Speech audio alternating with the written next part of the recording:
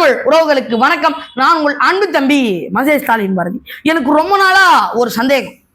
இப்ப நடந்தது இல்லையா ஒரு சம்பவம், ஒரு துயர சம்பவம் நடந்தது இல்லையா, அதை வச்சு ஒரு சந்தேகம் என்ன அப்படின்னா, தமிழ்நாட்டில் தயாரித்த கோல்ட்ரிப் என்கிற ஒரு இருமல் மருந்தை குடித்துவிட்டு 8 மாதங்கள் முதல் 9 வயது வரை உள்ள மத்திய பிரதேசத்திலும் ராஜஸ்தானிலும் வசிக்கக்கூடிய 21 குழந்தைகள் பரிதாபமா இறந்து போயிருக்கா. சிறுநீரகம் பாதிக்கப்பட்டு குறிப்பா மத்திய பிரதேசத்துல ஒரு மாவட்டத்துல இறந்து போயிருக்கிறாங்க. அவங்களுக்குலாம் முதல்ல என்னுடைய ஆழ்ந்த இரங்கலையும் அவங்க குடும்பத்தாருக்கு என்னுடைய வருத்தத்தையும் நான் தெரிவிச்சுக்கிறேன்.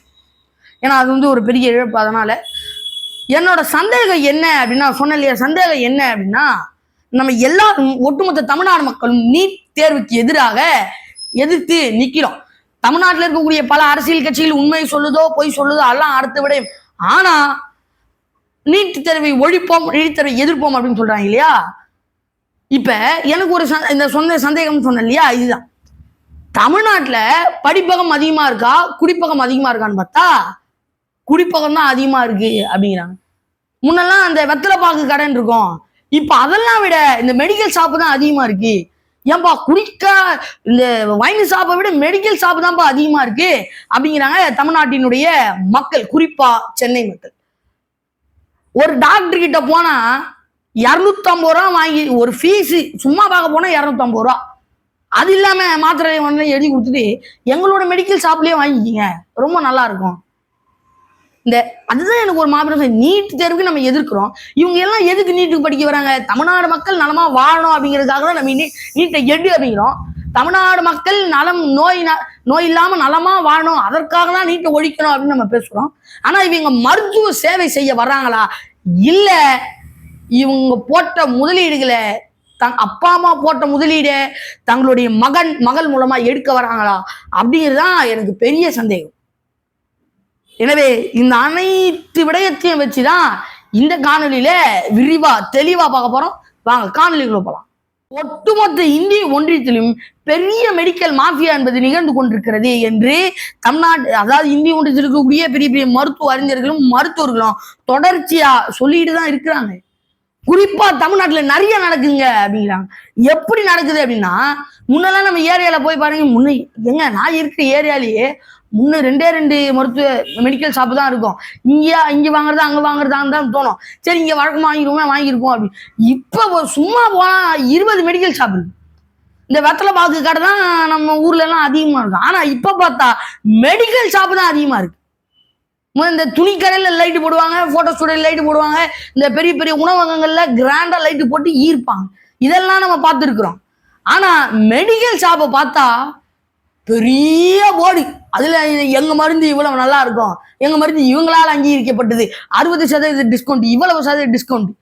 கீழே பார்த்தா கண்ணாடி டோர், உள்ள போய் பார்த்தா ஏசி, அதுக்கு பல விதமான லைட்டு, வெளியில பார்த்தா ரகரகமா லைட்டு போட்டு பளிச்சுன்னு இருக்குது.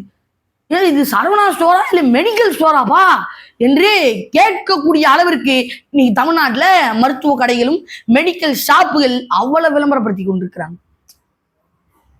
நம்ம ஒரு பக்கம் பார்த்தா எங்க மருந்து கடைக்கு வாங்க 60% டிஸ்கவுண்ட் அப்படிங்கிறாங்க. இந்த பக்கம் பார்த்தா எங்க கடைக்கு வாங்க 30% டிஸ்கவுண்ட், ஒரிஜினல் மருந்து அப்படிங்கிறாங்க. ஒருத்தர் திடீர்னு வந்துவிட்டு, தம்பி இங்கேயும் வாங்காத, ரெண்டுமே டூப்ளிகேட்டு கலப்படம், எதுவுமே வாங்காத, நீ இங்க வாங்கு, அதுதான் நல்லது அப்படிங்கிறது. இன்னொரு பக்கம் பார்த்தா இது ரீபேக் செய்யப்பட்ட மருந்துங்க வாங்காதீங்க அப்படின்னா. இந்த பக்கம் பார்த்தா திடீர்னு பிரதமர் மோடி மக்களுக்காக திறந்து விட்டார், மக்கள் மருந்தகம் அப்படின்னா. இந்த பக்கம் பார்த்தா திடீர்னு MK ஸ்டாலின் அவர்களுடைய படத்தை போட்டு முதல்வர் மருந்தகம் தொடர்ந்து வச்சிருக்காங்க. இதுல எந்த மருந்தகத்துல வாங்கி எந்த மருந்தை நான் சாப்பிடுறது? இவ்வளவு பெரிய கேள்விக்குறியா, எவ்வளவு பெரிய குழப்பமா தமிழ்நாட்டுல இன்னைக்கு இருக்கக்கூடிய மருத்துவ கடைகள், மருந்து கடைகள் இயங்கி கொண்டிருக்கிறது என்பதை பாருங்க. 21 குழந்தைகள் இறந்து போயிருக்காங்களே அந்த மருந்து குடிச்சிட்டு. இந்த கம்பெனியுடைய முதலாளிகள் 4 பேரு, இந்த 4 பேரையுமே மத்திய பிரதேசனுடைய இந்த காவல்துறை என்பது கைது செஞ்சிருக்கிறாங்க. இது ஒரு பாராட்டுதலுக்குரிய ஒரு விடயம் தான். அதாவது ஒரு மருந்து என்பதை நம்ம தயாரிக்கணும் அப்படின்னா அதனுடைய மூலப்பொருட்கள் முதல்ல சரியா இருக்குதா, ஒரு குறிப்பிட்ட அளவுக்கு தரமா இருக்குதா என்பதை நம்ம முதல்ல சோதிக்கணும். பின்பு அதற்கு கலப்படமாக கலக்கக்கூடிய சில சப்போர்ட் கெமிக்கல்ஸ் அப்படின்னு சொல்லுவாங்களே, அதெல்லாம் சரியா இருக்குதா அப்படிங்கிறத பார்க்கணும். அப்புறம் அதற்கு ஊத்துறாங்கல்ல, தண்ணி ஊத்துறாங்க இல்லையா, அந்த தண்ணி பிஹெச் லெவல் அப்படின்னு சொல்லுவாங்க.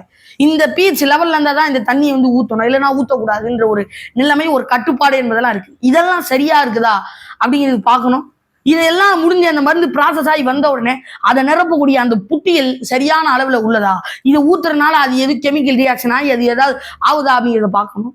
அந்த மருந்து வெளிவந்த உடனே அந்த மருந்து இந்த மூலப்பொருள்லாம் கலந்துருக்கும் இல்லையா, இந்த மருந்து இவ்வளவு மூலப்பொருட்கள் கலந்து தரமான மருந்தா இருக்கா, அதுல ஊத்துன அந்த தண்ணி சரியா ரியாக்ட் ஆயிருக்கா, போதுமான அளவுக்கு இருக்கா என்பதெல்லாம் பார்க்கணும். இதுக்கப்புறம் தான் அந்த மருந்து வந்து வெளியிலேயே கொடுக்கணும்.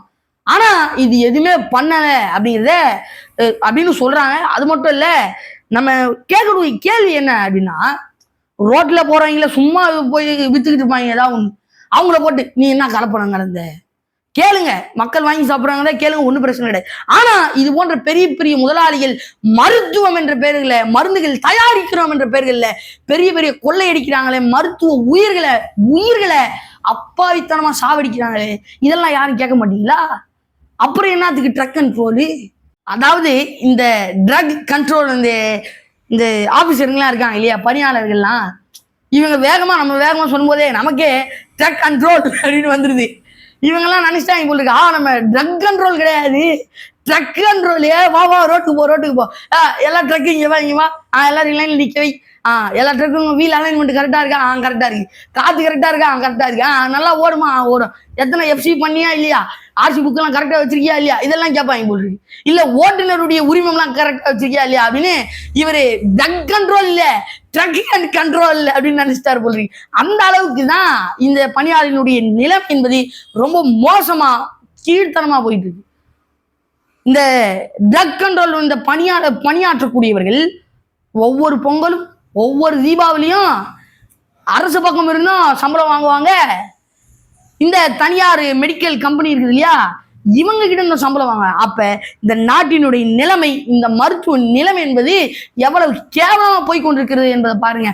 ஆனா என்ன சொல்லுவாங்க, தமிழ்நாடு மருத்துவத்தில் தலை நிமிர்ந்து விட்டது, எங்களை பார்த்துதான் நிறைய பேர் மருத்துவம் கத்துக் கொடுக்குறாங்க அப்படின்னு பச்சையா உருட்டு. அதாவது நம்ம என்ன சொல்ல வரோம் அப்படின்னா, ஆக்சிடென்ட் ஆகி ஒருத்தர் விபத்துனால இறந்து போறாரு அப்படின்னா கூட பரவாயில்ல. ஆனா எனக்கு உடம்புல பிரச்சனை இருக்குது, அந்த பிரச்சனையே சரி பண்ண ஒரு மருந்து வாங்கி நான் உட்கொள்றேன், என் பிரச்சனையை தீர்க்கும் அப்படின்னு நம்பி அந்த மருந்து உட்கொள்றாங்க இல்லையா, அதன் மூலமா உயிர் இறக்குறாங்க இல்லையா, அது எவ்வளவு பெரிய ஒரு பாவமான விடயம், ஒரு தவறான விடயம். எனவே மருத்துவ பணி செய்யக்கூடிய அனைத்து உறவுகளுக்கும் நம்ம சொல்லக்கூடிய விடயம் என்ன அப்படின்னா, நம்ம மருத்துவ பணி செய்யல, நம்ம மருத்துவ சேவை செய்யறோம் என்கிற ஒரு நினைப்போட, ஒரு எண்ணத்தோட தான் அந்த பணியையும் அந்த சேவையையும் நம்ம மேற்கொள்றோம் அப்படிங்கிறத இந்த இடத்துல சொல்லணும். அது வந்து ஒரு சாதாரணமான விடயம் கிடையாது. உயிரோட யாரும் விளையாடக்கூடாது. இன்னைக்கு உயிரோட விளையாடிதான் அவங்களுடைய 4 பேருடைய நிலைமை எப்படி இருக்குங்கிறத பாருங்க, கைது செஞ்சிருக்கிறாங்க. எனவே தமிழ்நாடு அரசு இந்த மாதிரியான சந்து பொந்தில் இருக்கக்கூடிய அனைத்து நிறுவனங்களையும் சீரா பார்த்து தட்டி தூக்கணும் அப்படின்வாங்க இல்லையா, இவங்கெல்லாம் ஒழுங்காதான் நடைமுறையிலெல்லாம் பயன்படுத்துறாங்களா, சரியாதான் எல்லாம் பண்றாங்களா அப்படின்னு பாருங்க. அது சரியா நடக்கலைன்னா அவங்க மேல நடவடிக்கை எடுங்க, என்ன இப்படிதான் நடத்தணும் அப்படின்னு விதிமுறை போட்டு அதுக்கேற்ற மாதிரி செயல்படுங்க. தமிழ்நாடு அரசு விரைந்து இந்த சம்பவத்திற்காக நடவடிக்கை எடுக்க வேண்டும் அப்படிங்கிறது தான் நம்ம கேட்கக்கூடிய ஒரு தாழ்மையான கருத்து. எனவே மக்களே, சிந்தியுங்கள், செயல்படுங்கள், இந்த நாடு எப்படி இருக்குங்கிறத பார்த்துங்க. அடுத்த காணொலியில் மீண்டும் சந்திப்போம். நன்றி, வணக்கம்.